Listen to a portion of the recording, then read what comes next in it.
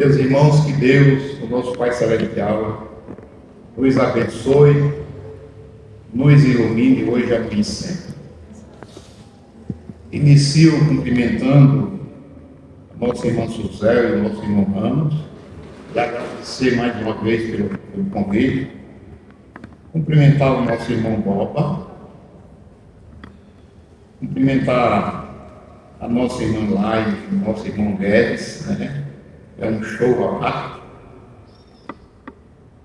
Cumprimentar a nossa irmã Petroliana e o nosso irmão Adilson e a nossa irmã Cláudia.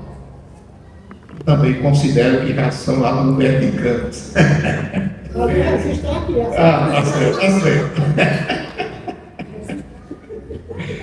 Muito bom. Mas eu vou atender um pedido de um irmão nosso lá do Vaticano, que disse: Manu, você vai domingo lá no Vaticano? Vou. Então eu peço a você que leia essa mensagem de Bezerra de Menezes, que eu recebi a intuição de ler e não li. Então eu peço para você ler. Então eu vou ler, tá?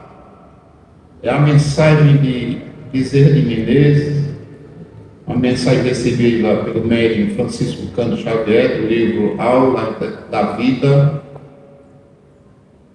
do Grupo Espírita Os Mensageiros. Norma de luz. Deus nos ampara, a fim de que amparemos aos mais necessitados que nós mesmos. Ajuda-nos para que ajudemos. Sustenta-nos a fé, para que apoiemos os irmãos que vacilam. Releva-nos as faltas, de maneira a relevarmos as faltas dos outros. Socorre-nos em nossas necessidades, de modo a socorrermos as necessidades alheias. Guarda-nos a fortaleza de ânimo, a fim de que possamos fortalecer os companheiros mais fracos do que nós. Educa-nos para que saibamos educar. Em suma, esta é a norma de luz da providência divina. Auxilia e serás auxiliado. Totalmente dentro do tema de hoje, que é um assunto muito importante para a doutrina espírita. É o lema da doutrina espírita: fora da caridade não há salvação. A doutrina espírita tem isso como base, como fundamental. Todos os ensinamentos da doutrina desagam nesse lema tão importante e tão crucial para nós espíritas. Não adianta ter conhecimento, não adianta conhecer todos os livros da Bíblia, não adianta se dizer cristão, se você não estiver preparado para servir, para ajudar, para fazer a verdadeira caridade. Eu vim pelo Cristo. Na minha frente tem acabado de acontecer um acidente de uma moto. A moça bateu no carro, o carro foi saindo da garagem, pelo que eu entendi, e ela vinha desatenta, sem capacete, bateu no carro e caiu. Quando eu fui me aproximando, já vi ela no chão.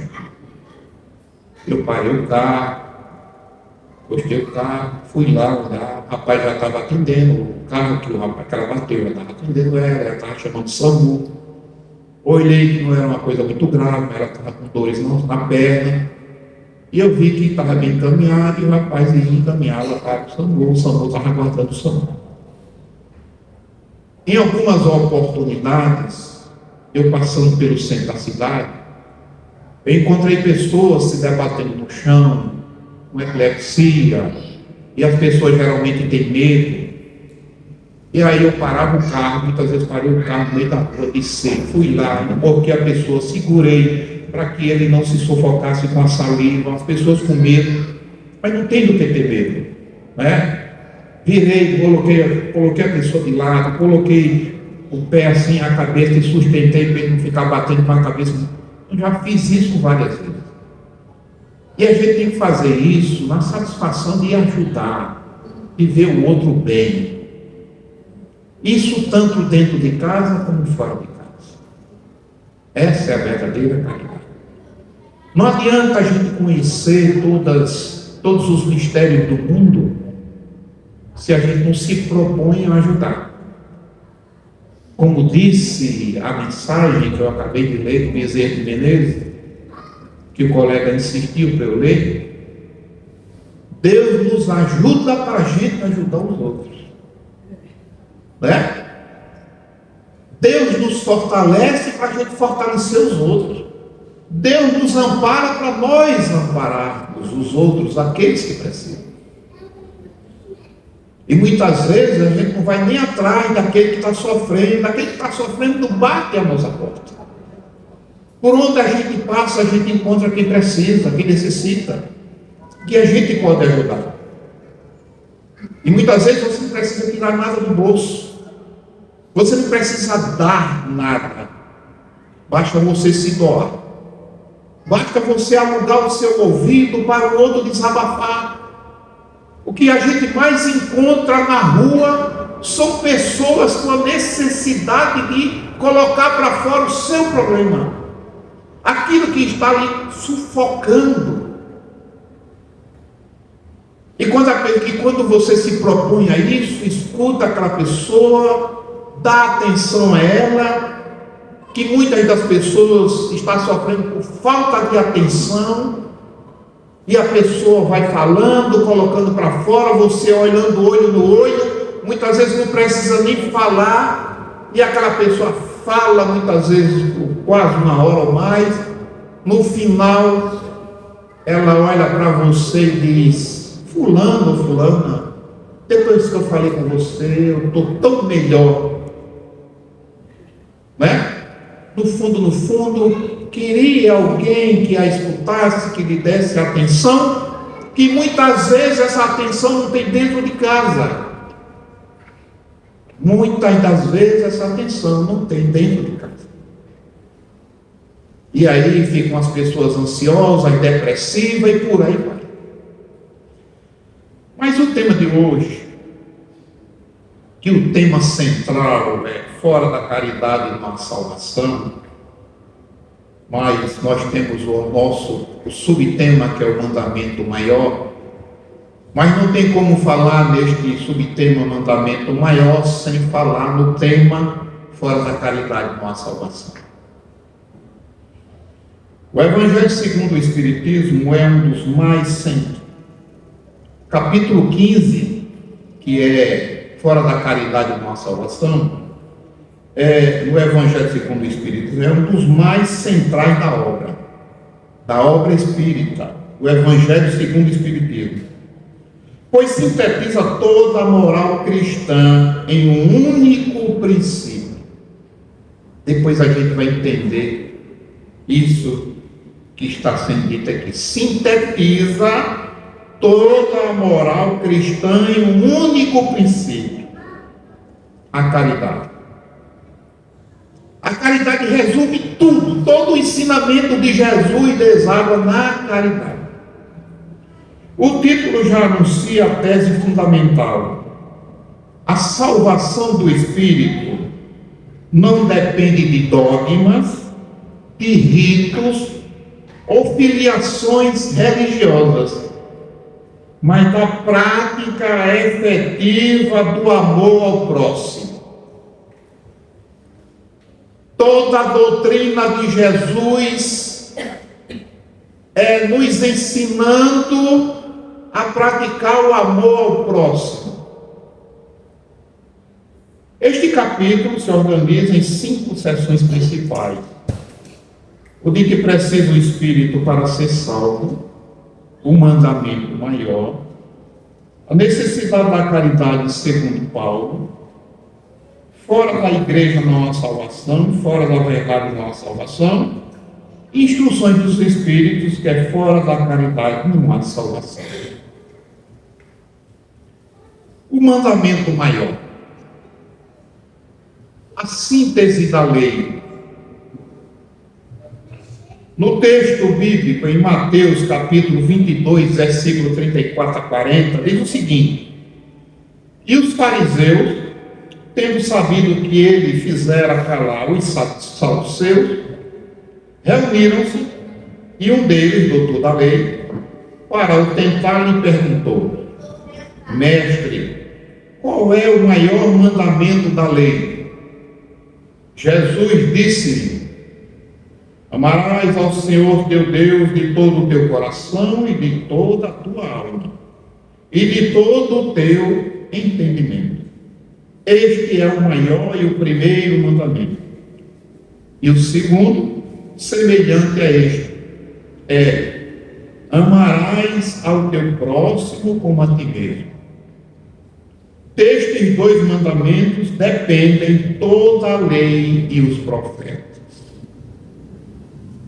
Tudo que os profetas ensinaram, tudo que a lei ensina, se resume nesses 2 mandamentos: amar a Deus sobre todas as coisas e ao próximo como a nós mesmos.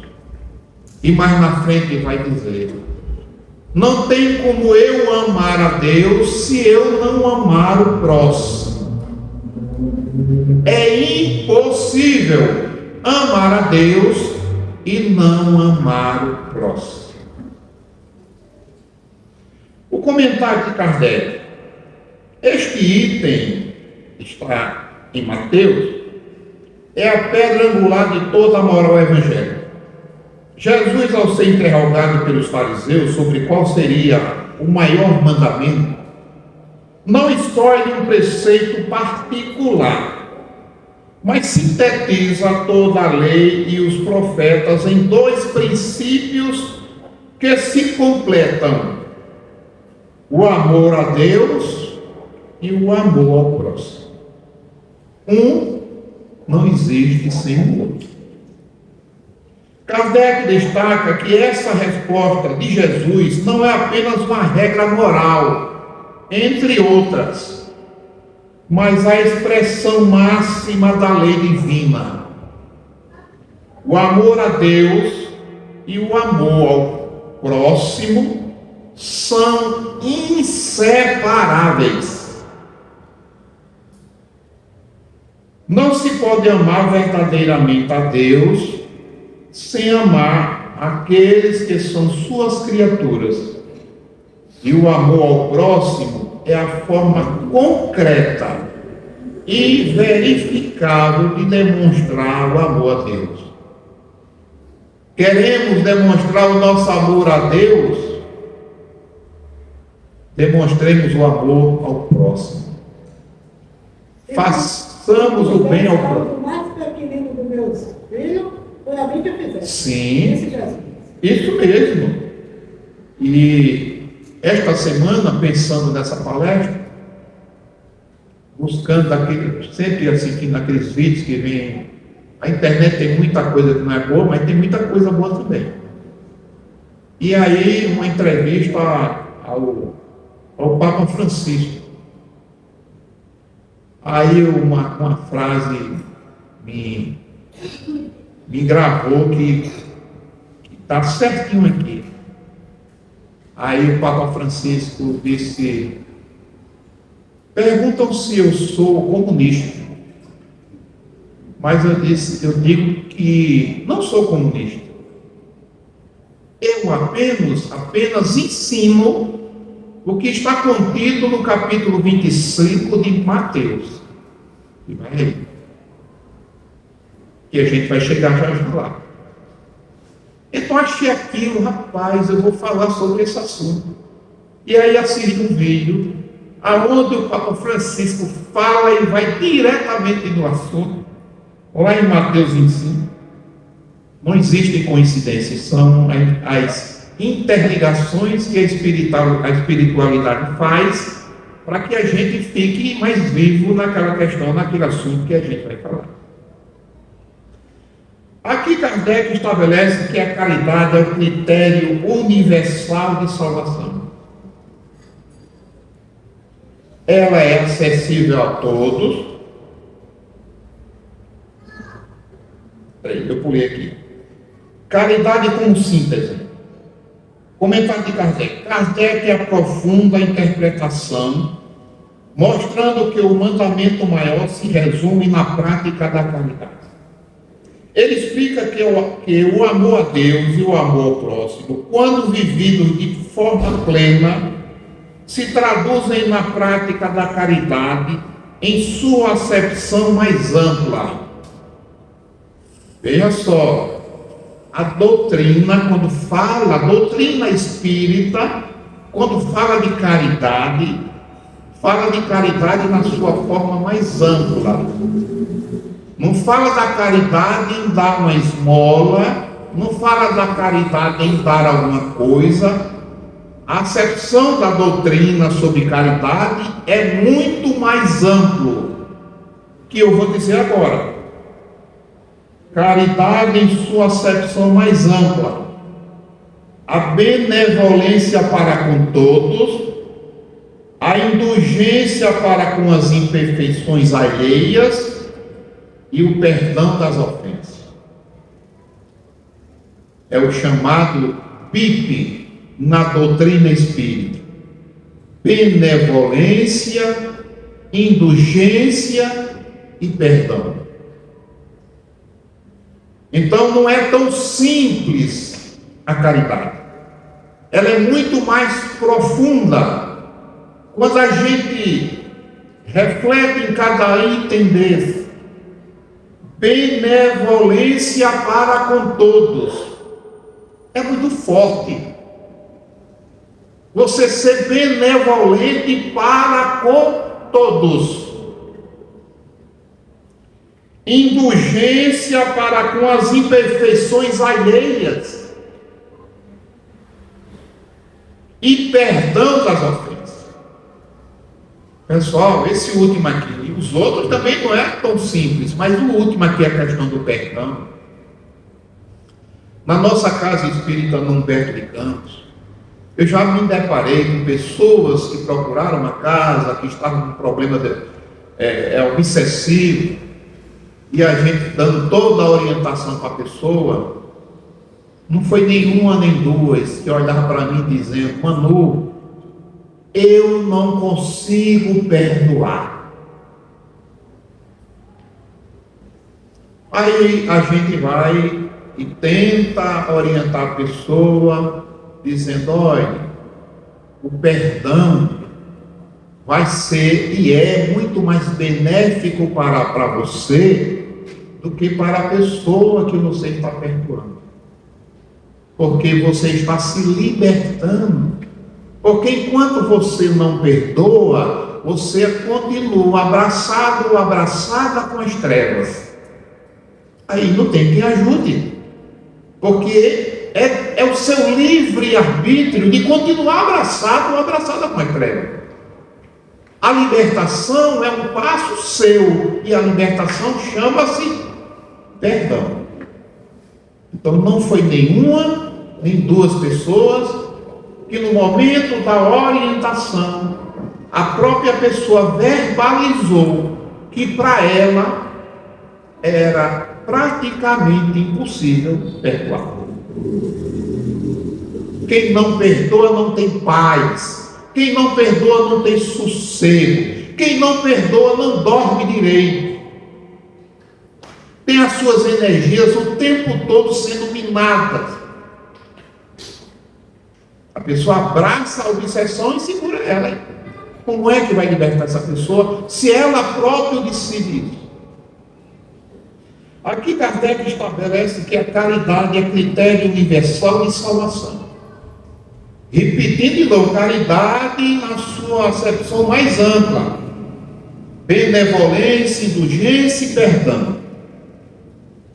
Não é caridade o qual a gente está acostumado a compreender ao longo da nossa vida, da nossa existência.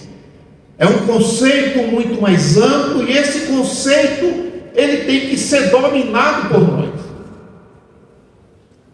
A gente tem que lembrar, olha, Manu disse lá no Bezerra que caridade é algo muito mais extenso do que eu tirar um pacote de arroz e dar uma pessoa que passou pedindo e eu fui e dei um pacote de arroz. É muito mais do que isso. Isso também é caridade. Mas é muito mais do que isso. É você ser benevolente, é você ser indulgente, e você indulgente, e você conseguir perdoar, ou vivenciar o perdão. Porque muitas vezes não é só você perdoar o outro, é você pedir perdão, é você também se perdoar. Por isso que a gente diz vivenciar o perdão.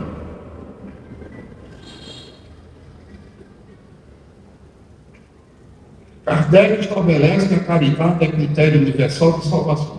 Ela é acessível a todos, independente de condição social, intelectual ou religiosa. Ela se manifesta em atos concretos, não em palavras ou crenças abstratas.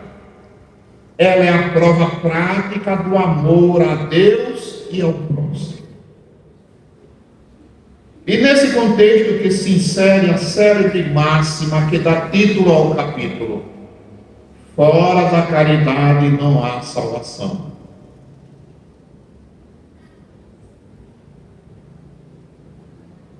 A instrução de Paulo, o apóstolo, instrução dos Espíritos, Paulo, o apóstolo, Paris, 1860. Este item, deste capítulo 15, é uma comunicação do Espírito de Paulo, que desenvolve a máxima que intitula o capítulo, contrapondo-a a outras fórmulas exclusivistas. O essencial que tem a fórmula: fora da igreja não há salvação. Paulo explica que essa fórmula, defendida por algumas religiões, era uma forma de exclusivismo que limitava a salvação àqueles que pertenciam a uma determinada instituição religiosa.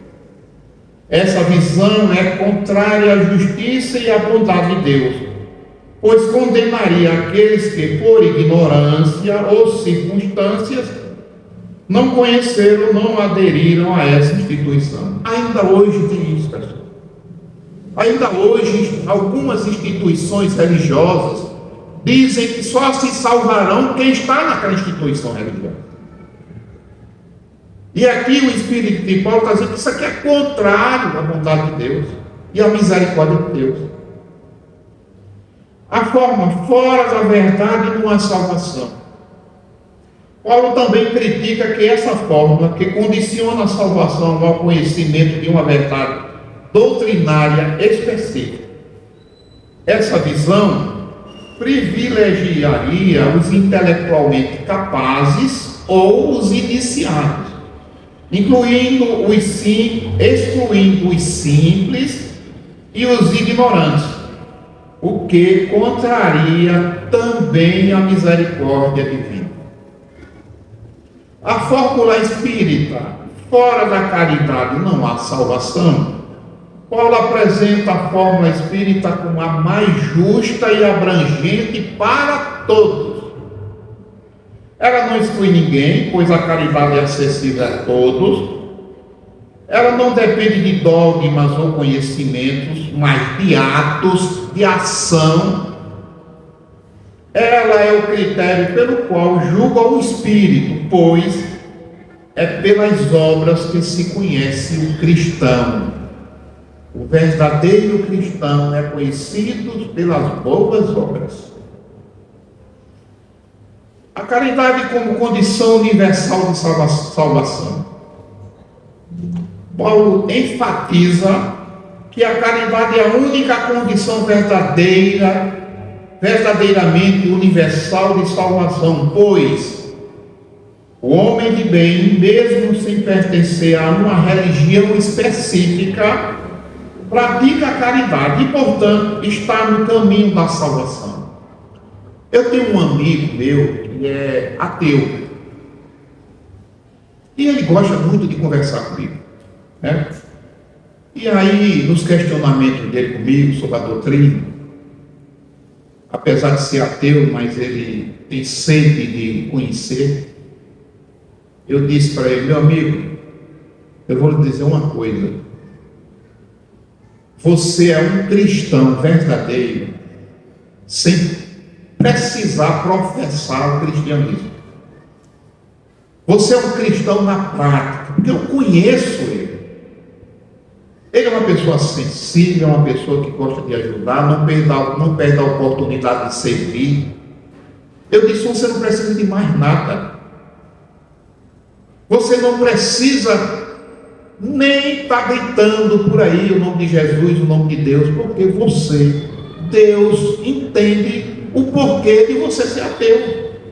O que importa é a sua essência, é a sua prática, é o que você faz. Então, no meu entendimento, meu amigo e meu irmão, você é um cristão nato, sem precisar falar do Cristo. Análise doutrinária. Este item é a culminância do capítulo, pois apresenta a caridade como um princípio universal de salvação, superando os exclusivismos religiosos e doutrinários. A salvação, segundo o Espiritismo, não é um privilégio de uma igreja ou de uma doutrina, mas um resultado da prática do bem, que é acessível a todos os espíritos, em qualquer tempo e lugar. O juízo das nações, que vem aqui a parte que Suzel falou. O capítulo abre com a célebre cena do juízo final. O Filho do Homem separa as ovelhas dos bodes, como o pastor separa as ovelhas dos cabritos. Aos que estão à direita, o rei diz: tive fome, deste-me de comer. Tive sede, deste-me de beber. Era forasteiro e hospedaste-me. Estava nu e vestiste-me. Enfermo e visitaste-me. Preso e fostes ver-me. Isso está em Mateus capítulo 25, que é o que o Papa Francisco falou, versículo 35 e 36. Quando perguntam quando o fizeram, ele responde: sempre que eu fizeste a um destes meus pequeninos irmãos, a mim o fizeste, disse Jesus. Aos da esquerda, ao contrário, por terem negado socorro, ouvem a sentença de afastamento. O ponto essencial: Jesus não menciona nenhum dogma, ritual ou profissão de fé. A salvação é colocada em relação direta com atos concretos de caridade. Vestir o nu, dar de comer a quem tem fome, visitar quem está no hospital, quem está na prisão. Isso aqui são atos concretos de caridade, nas suas expressões mais simples e cotidianas do dia a dia, do nosso dia a dia. Quem mora em comunidade, como eu morei lá no Baixo Róio durante muito tempo, é normal os vizinhos pedirem uma xícara de café, uma xícara de açúcar, não é? Um pouquinho de óleo, um pouquinho de verdura. E lá no passado, quando todo mundo tinha fruteira nos quintais, aí um colhia banana, dava banana os vizinhos, colhia a jaca, dava uma jaca. Não era assim. Nós éramos e somos assim ainda. É da nossa essência. É só continuar fazendo isso e estar cumprindo o que Jesus pediu para a gente fazer. Comentário de Kardec. Kardec sublinha que nesta passagem Jesus, em parte alguma, pede que se tenha tal ou qual crença. A condição única de salvação é universal e acessível a todos. Todos nós podemos fazer a caridade. Não custa nada, não precisa ter dinheiro no bolso, nem no banco para fazer a caridade. Aquelas pessoas que dizem, eu queria ganhar na loteria, na cena, não sei o que, para fazer a caridade. Não precisa ganhar na cena, na lote, em canto nenhum. A caridade se faz sem precisar ter nada, basta você se doar. A condição única de salvação universal, acessível a tudo. Alimentar o faminto, dar de beber ao sedento, acolher o forasteiro, vestir o nu, visitar o enfermo e o preso. Kardec nota ainda que Jesus inclui a visita aos encarcerados, a caridade para com os que erraram, ensinando que o amor deve alcançar até aqueles que a justiça humana condena e que a sociedade costuma desprezar, que é o trabalho que Suzel vai fazer no presídio. Vai lá, leva os kits, leva uma palavra, leva livro. Lógico. Não se trata de grandes gestos, mas de disposição constante de socorrer o próximo em suas necessidades. Basta ter disposição de servir, de ajudar, de socorrer. Eu lembro que minha mãe no Baixo Rocha adorava, só vinha chegando lá em casa gente para tirar bicho de pé. Quando era bicho de pé era piolho, catar piolho, fazia de tudo isso. Mamãe fazia com gosto, eu ficava olhando assim e tirava o bicho inteirinho, nem vi. Chega a sair redondinho, né? Parecia um carocinho. A parábola, o doutor da lei pergunta a Jesus: que farei para herdar a vida eterna? Jesus o remete à lei: amar a Deus de todo o coração e ao próximo como a si mesmo. O doutor da lei, querendo justificar-se, insiste: e quem é o meu próximo? Jesus responde com a parábola: o homem descia de Jerusalém para Jericó quando caiu nas mãos de ladrões, que o feriram e o deixaram quase morto. Passou um sacerdote, viu e seguiu adiante. Passou um levita e fez o mesmo. Mas um samaritano, considerado herege e desprezado pelos judeus, movido de compaixão, aproximou-se, tratou-lhe as feridas com azeite e vinho, levou-o a uma estalagem e pagou por seus cuidados. Jesus pergunta qual dos três foi o próximo do homem ferido. O doutor da lei responde: aquele que usou de misericórdia para com ele. E Jesus conclui: vai e faze da mesma maneira. É como Jesus estivesse dizendo para a gente aqui: vai e faz da mesma maneira. Vai e socorre as pessoas que estão precisando. Essa é a mensagem de Jesus. A essência da lição: o samaritano não fez nenhuma pergunta sobre a crença, a raça ou a condição do ferido. O samaritano, quando foi lá atender aquele ferido lá, os ladrões assaltaram e feriram ele, o samaritano primeiro não perguntou qual era a crença, qual era a raça, não perguntou nada. O samaritano apenas viu que ele estava precisando e ajudou, e pronto. Não precisa saber mais nada, apenas ajudar. Ajudou porque o homem precisava de socorro. O sacerdote, o levita, ortodoxo da época, representam a fé confessada sem obras, que passa ao largo do sofrimento. Aquela fé que você demonstra, que faz grandes orações e mostra que conhece o Evangelho de capa a capa, e você não dá um passo para servir, para ajudar ninguém? De que está servindo essa fé? Essa fé é uma fé morta, porque é uma fé sem obras.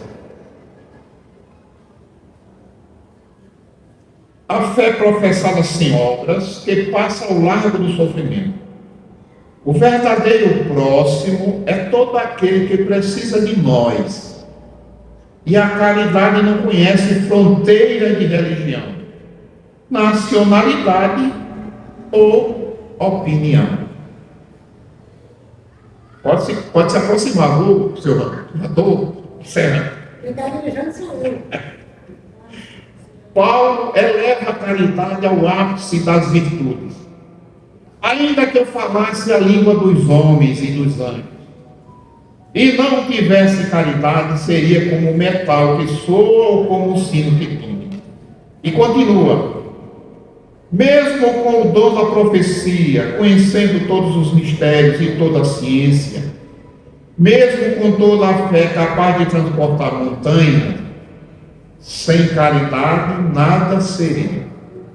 Ainda que distribuísse toda a fortuna aos pobres, entregasse o corpo para ser queimado, sem caridade nada disso aproveitaria.